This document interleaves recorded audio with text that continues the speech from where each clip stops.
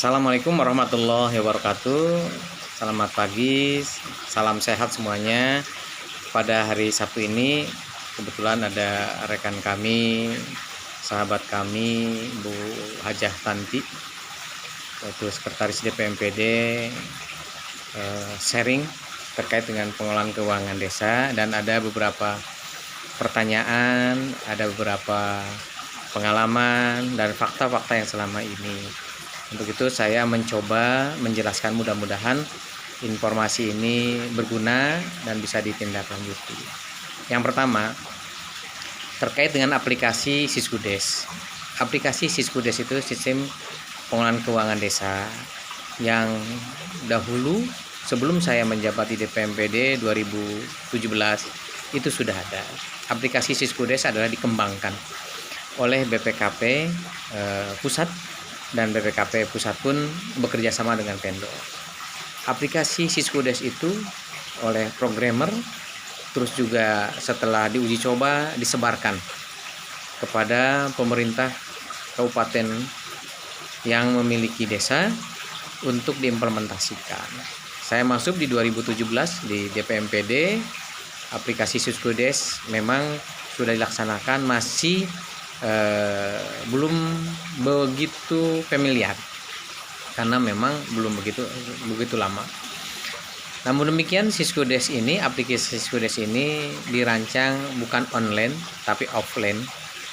Jadi karena BPKP pada saat kami diskusi, pada saat saya jadi Kabid Bina Keuangan dan Aset Desa, menyatakan bahwa tidak semua desa berjalan atau lancar dalam penggunaan internetnya. Setelah kami diskusi dan lain sebagainya, selama 1 tahun saya menjabat Kabid Bina Keuangan, kita menggunakan aplikasi Siskudes dengan offline.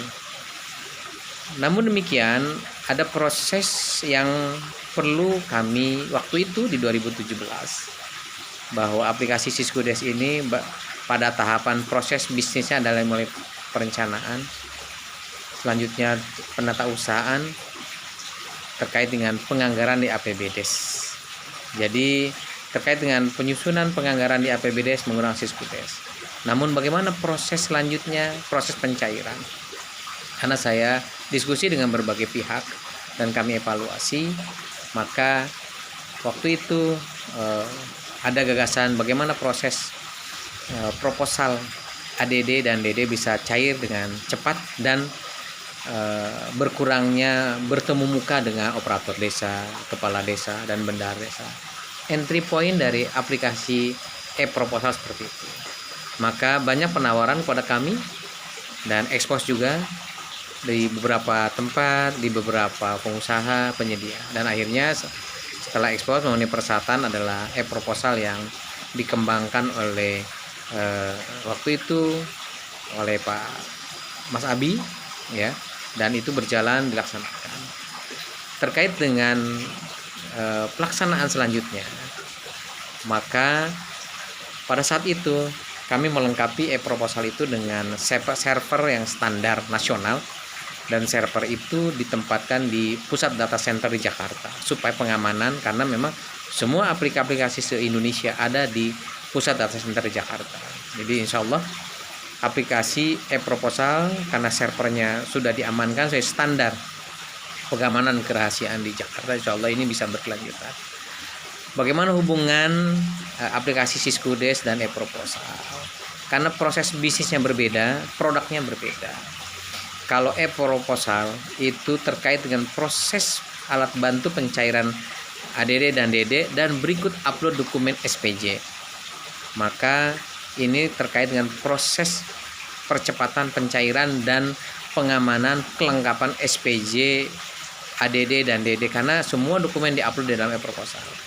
Terkait dengan aplikasi Siskudes yang offline, memang pada saat saya menjabat di DPMPD sudah mengusulkan berkali-kali untuk online, karena kita belajar dengan kabupaten tetangga, Kabupaten Serang, Kabupaten Tangerang, mereka sudah online, walaupun mereka juga masih tertatih-tatih karena beberapa menu.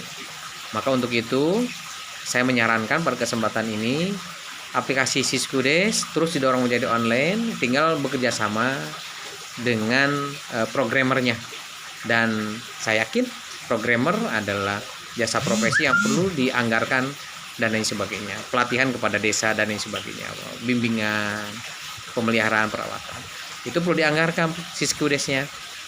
Kita bisa mencontoh kepada kabupaten yang sudah berjalan. Untuk e-proposal juga sama, karena ini berkelanjutan, ya. Ada pemeliharaan, perawatan, juga kita harus menambah atau berlangganan jasa internetnya, karena berbeda.